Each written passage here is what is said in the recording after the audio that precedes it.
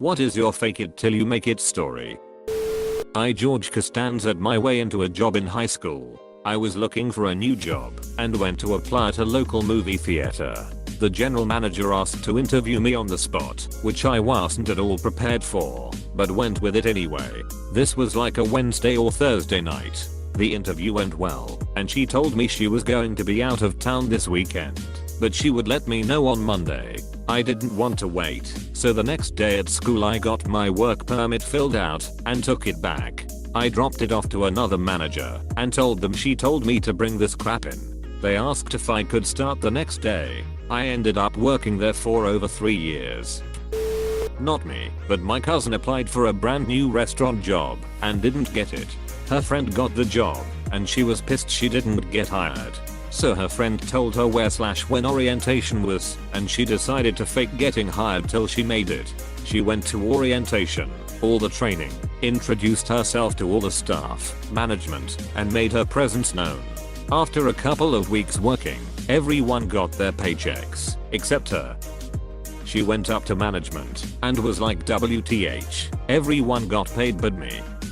You've seen me working for the last 2 weeks. Management goes into the computer system and checks. That's so weird you're not in the system.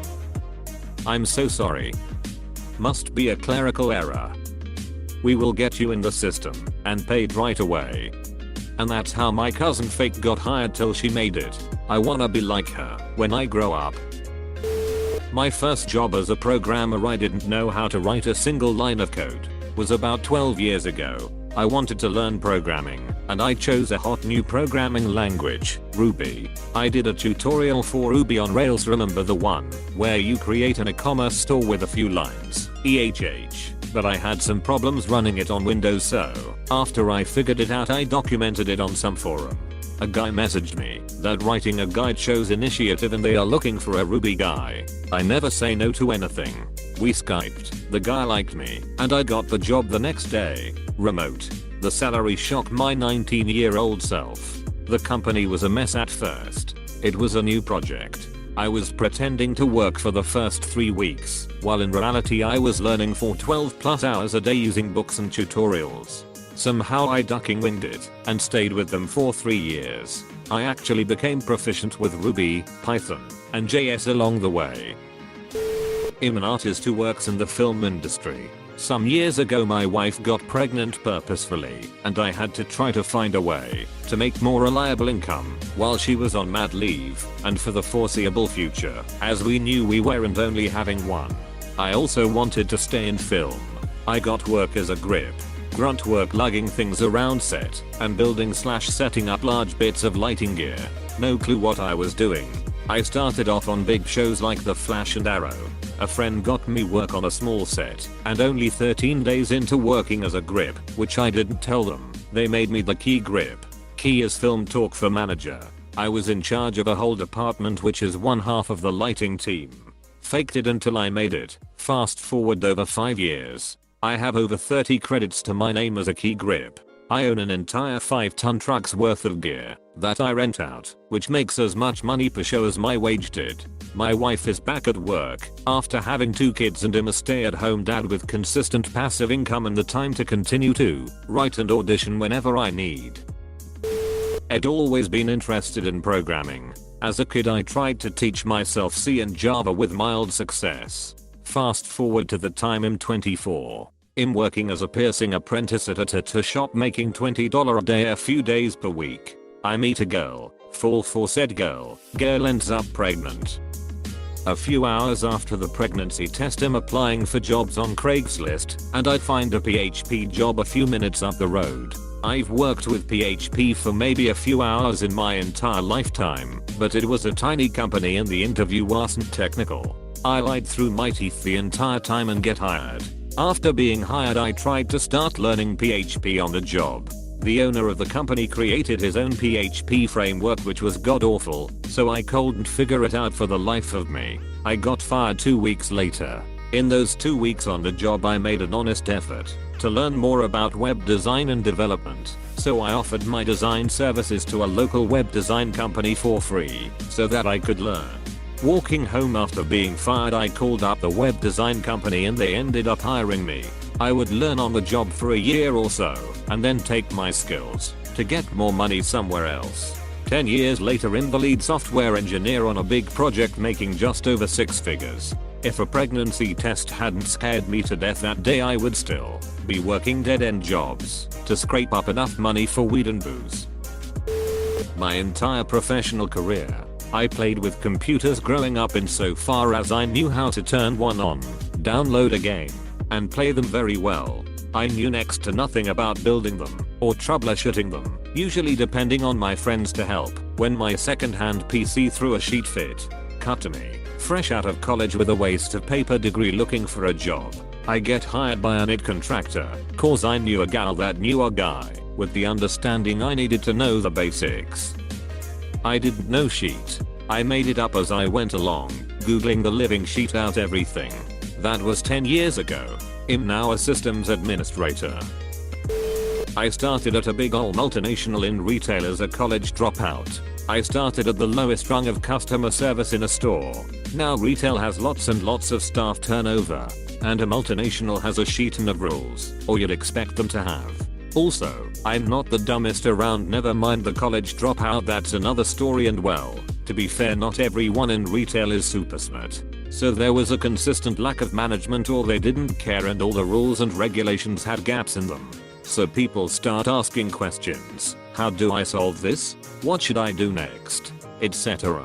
Nobody had an answer to these questions, so I started answering them using common sense or what I'd think should work. Just filling the gaps, which probably made me look a lot smarter than I am. Just faking that I knew what I was doing. So I started climbing the ladders, and I'm now the senior finance and operations director for a store with a gross turnover of over 160 million euro. However, cracks are starting to show.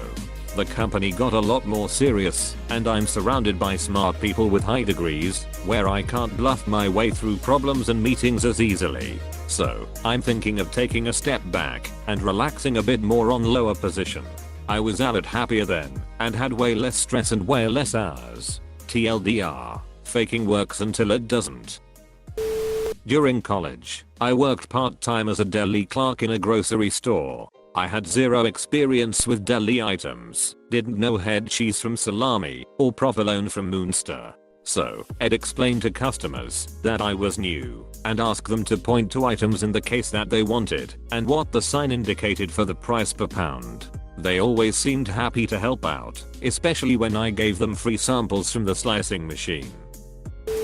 I was desperate for a job several years back, so I wrote up this resume that was utter horse shit on a whim. Granted, some of it was legit, but a good 80% was me bullshitting.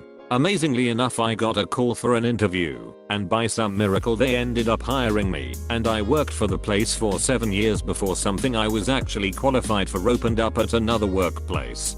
That bullshit resume saved me from ruin though, so I always will look back in that crazy situation fondly.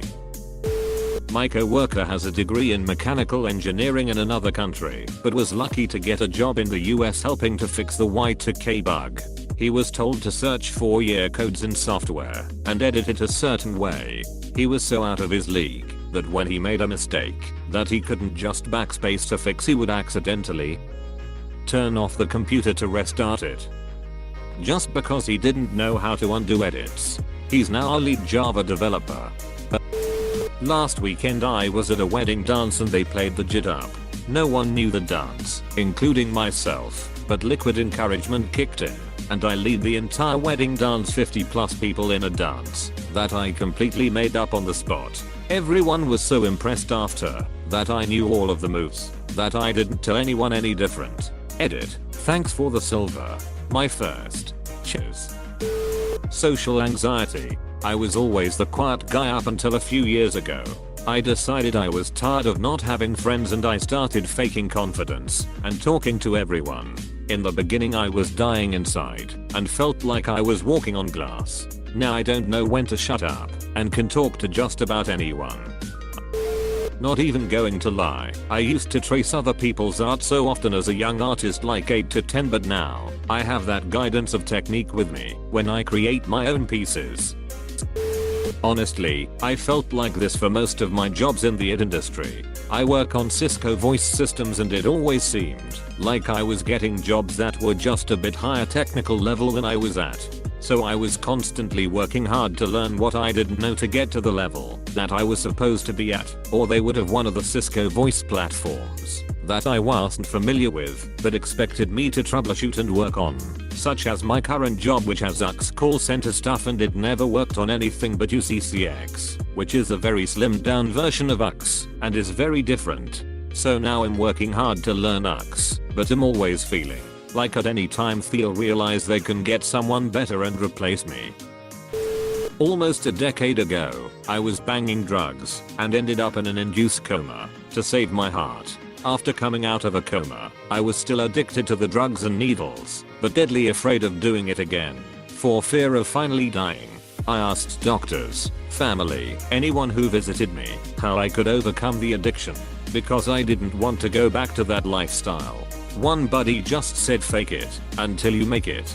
It just clicked and resonated with me. I lied to myself and everyone that I was afraid of needles and hated the drug I was doing. I kept on until one day I woke up legitimately afraid of needles. I was still in the hospital for all of this though. I was mostly lucky to be held and detoxed before release. The phrase has continued to help anytime I'm at a low though. 9 years sober in 3 weeks. Graduate school doctoral program. Anyone who has endured this pain understands that the transition from undergraduate to graduate training can be very much intimidating and elicit imposter syndrome. Everyone in my cohort was faking it till making it, but in that process of stress and class and practica and comps and writing and research and teaching and learning, you eventually make it. But it's a beach getting there, and every day early on feels pretty fake. Just gotta get your mental health right, get your physical health right, get your social support right, make sure to keep your hobbies up, try to research something you're marginally actually interested in, establish good relationships with faculty, your cohort, your pi, etc. Trust in your self-efficacy, keep grinding, faking it, and doing the best you can until you come out the other side all the wiser for it. The competency and confidence will come, but not without the sacrifice of anxiety and time put in. A lot of people think doctoral programs are about intelligence. Sure, to some extent, but not nearly as much as people think. It's really about persistence, determination, commitment, resilience, and grit. The process will test you and break you, but you will grow, and you can succeed. Honestly, being happy and social. Going into high school I was in a super bad place. I was treated very poorly throughout elementary and middle school, and essentially was a social outcast for a long while. In order to make friends I faked being a social and outgoing person, since I had a fresh start with different people. Now that's actually the way I am. Very social and friendly, and willing to talk to anyone. It's tricky to come out of that shell, but you get there eventually. I dropped out of high school in 10th grade. I hated school with a passion. I did get a JED. I started working retail and found I really liked managing projects and eventually people. I ended up leaving retail for a call center job in a fairly large company. Within 4 years I was running a marketing division. I had no fiend clue what marketing was or anything. I'm just good at getting people to trust me, and I'm very creative. I got bored there and somehow got myself into another marketing role at an even bigger company. 5 years later I'm the CMO. I still really don't know shit about traditional school taught marketing. I literally faked it till I made it. I'm very good at what I do. When I was younger, I used to randomly apply for jobs out of curiosity. Worked at a ton of places. Junkyard, machine shop, security at a pronoun store, etc. Well, one job I applied for was an analytical position at a small insurance company. I have absolutely zero experience in any office setting, except a call center, and was not qualified for the job at all. My resume was 100% lies. I even made up the name of the college. Well, they hired me. The place was so disorganized that I essentially just kind of talked my way into it. The people interviewing me didn't even know what position it was for. They paid me $60,000 a year. 3 times what I had ever made. I was 19 and absolutely rolling in money. I even had a little office. I didn't really know what I was supposed to be doing, so I just kind of flew under the radar. My parents thought it was hilarious. I was literally making as much money as my dad, who was a metallurgical engineer. Unfortunately, it didn't last long. A larger company bought us out, mined the company, and fired everyone. I stole a couple laptops on my way out. One of the guys I worked with talked someone into giving him one of the company cars, a super nice BMW.